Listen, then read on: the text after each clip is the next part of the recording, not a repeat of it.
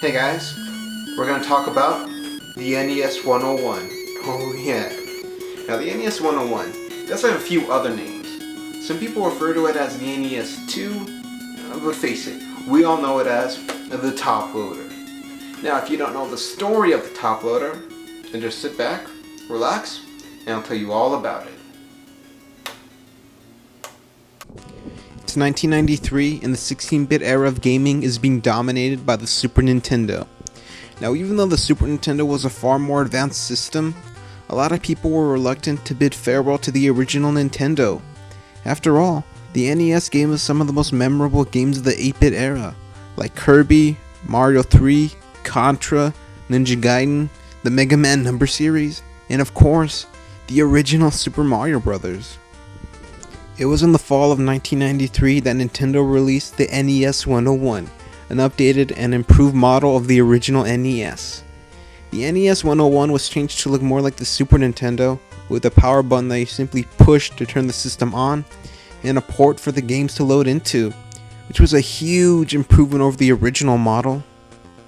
The NES 101 is widely sought after for two main reasons. The first one is that the top loader works consistently well with any game, and doesn't give you that annoying blinking light. That problem stems from the fact that the original NES cartridge connector was poorly designed and would get damaged and corroded over time.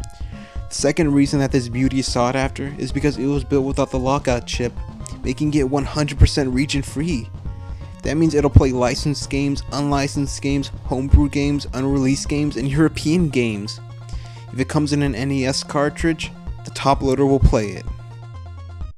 The only problem I have with the system is that there's no RCA or AV multi-out connections, only RF.